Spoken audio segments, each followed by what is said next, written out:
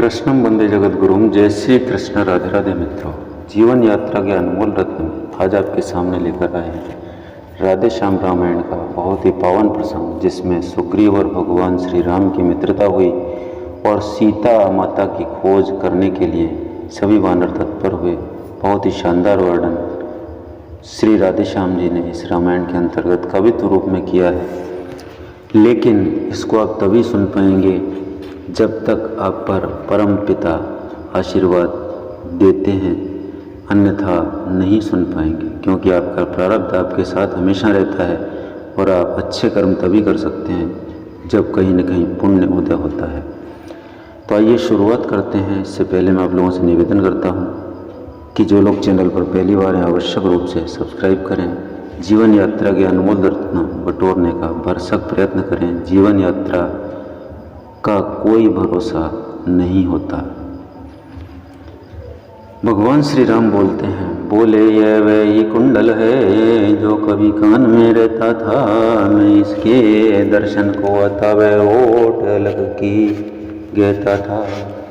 और विरही के हाथों आया यह भूषण भी विरही होकर, इसका भी जीवन निरसे में भी जीता हूँ रो रो कर। कुंडल तो मुझसे अच्छा है, इतने दिन उसके साथ रहा, तुझको हृदय से लगा लूँ मैं, सीता का तुझ पर हाथ रहा। वैदेही की सुध नहीं मिली तो तेरा मिलना निष्फल है। लक्ष्मण तुम भी आगे आओ, देखो सीता का कुंडल है। लक्ष्मण ने बढ़कर किया पहले उसे प्रणाम, हाथ जोड़कर फिर कहा, सुनिए लीला धाम। मैंने तो चरण निहारे हैं, देखे माता के कान नहीं। मैं तो बिच्छुओं का सेवक हूँ, कुंडल की कुछ पहचान नहीं। पर नाथ शकुन ये अच्छा है, खड़कन तीर कमानों में जल्दी ही वह दिन आएगा, कुंडल होंगे उन कानों में। कुंडल वाली वैदेही का इस भांति हरण करने वाले अब सावधान होकर सोना आते हैं। हरण करने वाले सतवंती सीता की आएँ नाचेंगी तेरे प्राणों पर। दक्षिण दिश को जाने वाले दक्षिण जाना वाणों पर। ये सुनते ही हृदय में बंधी राम के धीर, मंद मंद गति से उधर चलने लगा समीर। हनुमान लखन सुग्रीव आदि उठे, प्रभु का जीव लाने ले गए वनों में। उसी समय प्राकृतिक दृश्य कुछ दिखलाने, झरनों के झरझर से के निनाद चे चे, पक्षियों के सुनकर मन हुआ प्रफुल्लित। राघव का कुछ फूल सुगंधित सुन सुनकर, ताड़ तरुवरों पर तभी सबकी पड़ी निगाह। इतने में सुग्रीव के मुख से निकली आवाज, देख दिशा सुग्रीव की, बोले उठे रघुवीर, क्यों भाई तुम किस लिए हो इस तरह अधीर। जब से हम ऋषिमुख आए तुमको उदासी पाते हैं, चिंता में डूबा देख तुम्हें हम भी चिंतित हो जाते हैं। छिपकर पहाड़ पर रहने का क्या गुप्त भेद, क्या कारण है, हम साथ सुख दुखों के हैं, कह चलो तुम्हारा क्या प्रण है। ये सुनकर सुग्रीव ने भरी और भी आ, मेरे कष्ट समुद्र की बड़ी दूर है था। मैं जिसके वैसे गाय बना वह नार सा दुखदाई है। यद्यपि है मेरा ही भाई पर भाई नहीं कसाई है।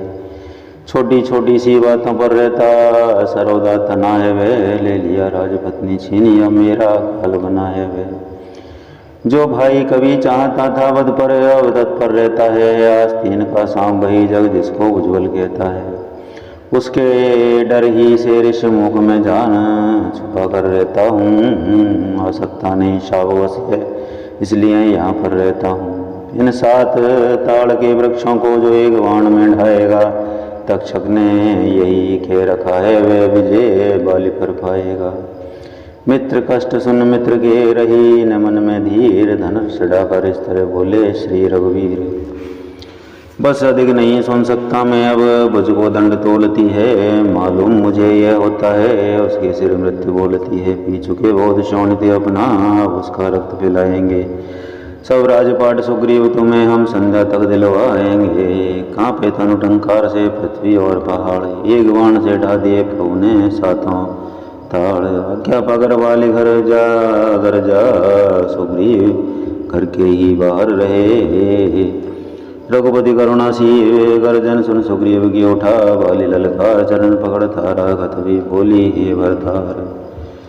इस समय न रण करने जाओ, दिल मेरा बहुत धड़कता है, मैं नहीं समझती क्या कारण जो धाया नेत्र फड़कता है। सिर में है दर्द अंधेरा सा आँखों में छाया जाता है, मैं रोके खड़ी कलेजे को ये मुँह को आया जाता है। कहा बाली ने प्रियतमे हो न दुख को प्राप्त, रण में सो सुग्रीव हो तो भी करूँ समाप्त। ये कहकर झटका दिया सुना नहीं अनुरोध, तारा रोती रह गई बाली चला सक्रोध। आंखें सुकंठ से मिलते ही वर्षों का भैरव भर आया, जो शीला खून बुझाओं का आंखों की राह उतर आया। आते ही आते निपट गया पहले अपना ही वार किया, गज के समान चिंगाड़ मार छाती पर मुष्टि प्रहार किया। मुक्का खा सुग्रीव ने खाई वहाँ पछाड़, दाँव बचा भाग तुरंत हाथ पाँव को झाड़। हे राम तुम्हारे कहने से ये झगड़ा मोल लिया मैंने, ये काल समान बाली मुझको बल उसका तोल लिया मैंने। आज्ञा पर हम तुम्हारी में ही मेरे बाजू लड़ते ही रहे, तुम खड़े खड़े तकते ही रहे, मुझ पर मुक्के पड़ते ही रहे। मुस्का कर कहने लगे रघुनंदन रघुवीर बंधु अभी जय पाओगे, ऐसे हो जाओ अधीर। मैं सोच रहा था खड़ा खड़ा दोनों का वैर निकलने दो, ये दोनों भाई भाई हैं, यदि मिल जाए तो मिलने दो। इतने पर भी मैं बार बार धनवा पर वाण चढ़ाता था, तुम दोनों एक रूप हो इससे भी धोखा खाता था। अच्छा ये हार पहन जाओ जिससे मुझको पहचान रहे, तुम पर कवच समान रहे उसको भी हार का ध्यान रहे। ये कहकर सुग्रीव को पहनाई जयमाल, हाथ शीश पर फेर कर विदा किया तत्काल। लड़े के हरि केसरी अब तो विविध प्रकार, दोनों के तन से वही एक रक्त की धार। पहलवान वाले की चोटों को सुग्रीव बराबर सहता था, तुम आँखों तक ही आकर फिर तले हार के रहता था। ले गया वाली बाजी आखिर भाई को जख्मी कर डाला, एक ही दाव में पलटाते निर्बल को पृथ्वी पर डाला। फिर चढ़ बैठा वक्षस्थल पर, चाहा हाथों को खींचूं मैं, कर चोर चोर हड्डी फसली छाती का लोहू पीलू में। छुपे हुए थे वृक्ष के पीछे श्री रघुवीर, देख दृष्ट था बालगी थक कर मारा तीर। तीर नहीं था मृत्यु का था वह प्रबल प्रहार, गिरा भूमि पर वीर वर वही रक्त की धार। क्या होते क्या हो गया विस्मय हुआ महान, एक वृक्ष की आड़ में देखे दया निधान। मरते मरते भी बोल उठा यह किसका तीर करारा है, उफ दगा दगा धोखा धोखा छल से मुझको संघारा है। सुनते ही ऐसा है व्यंगवा के रघुनंदन तत्क्षण प्रकट हुए, मुख से ये कहते हुए ये वचन उसे हाथ जन के निकट हुए। क्षत्रिय का धनवा उठता है निस्सार काम के लिए नहीं खलदल, जब तक संहार न हो विश्राम राम के लिए नहीं। ये सुनते ही बाली ने समझ लिया वह भेद, राम रूप को देखकर दूर हुआ उच्छेद। धीरे धीरे फिर कहा रे तुम ही हो राम, हाँ मैं भी सुनता रहा वर्षों से यह नाम। वो कर सुकंठ के संरक्षक तुमने ही उसे उबारा है, इन वृक्षों के पीछे छुप कर क्या मुझे तुम्ही ने मारा है। सचमुच है मेरा भाग्य बड़ा कर बैठे जगवंदन आए, हे भाई के कारण मैंने भी समदर्शी के दर्शन पाए। श्री मुख से जो कुछ शब्द हुए सचमुच उपयुक्त समय के हैं, अब कुछ भी मेरे वाक्य सुने जो टूटे हुए हृदय के हैं।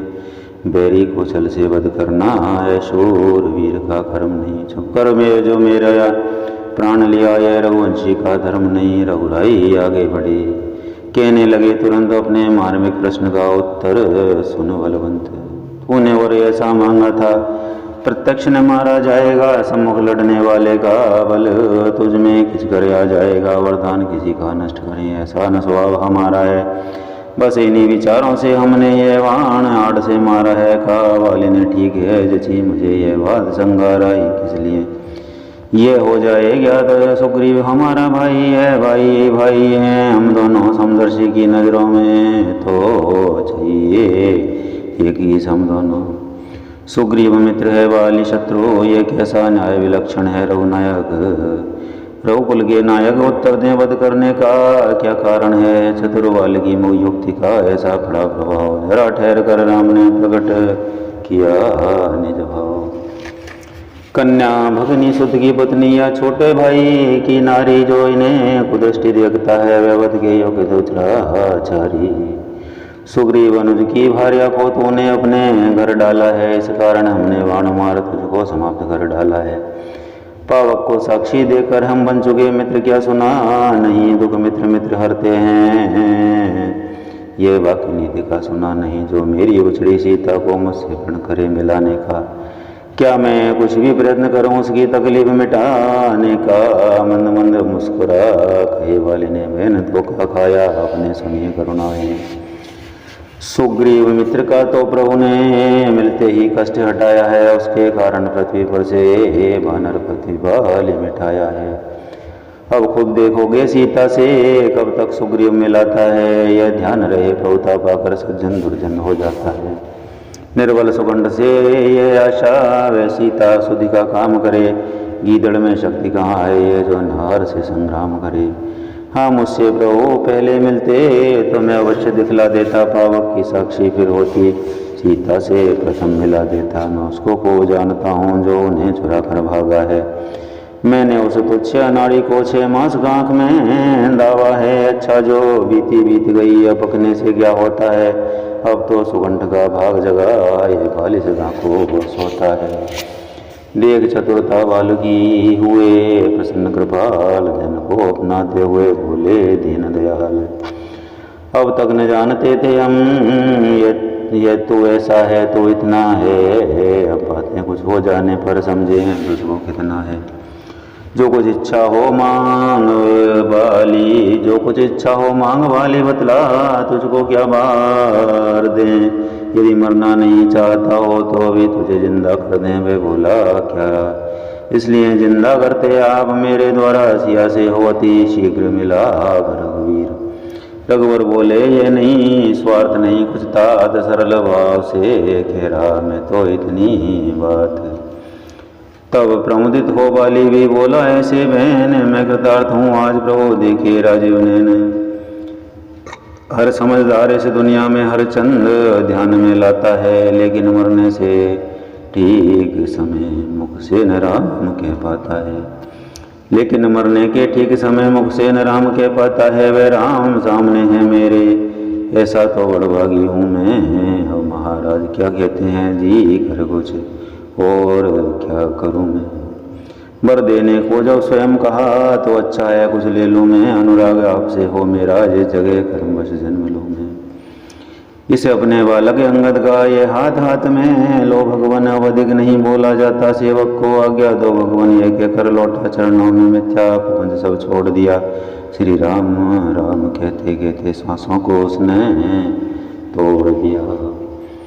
सचमुच विजयी हो गया बाल बुद्धि बल धाम, मरते मरते कर गया अपने पूरे काम। निज हित तो भक्ति दान मांगा, पर लोग संभाला यूं अपना। बेटे के लिए सो प्रभु को मन का कर डाला यूं अपना।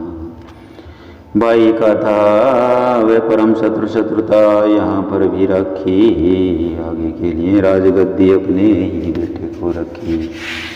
अंगद का हाथ राम को दे बांधा, उनको भी बंधन में था भाव। यही संकेत है अधिकारी है ये शासन में।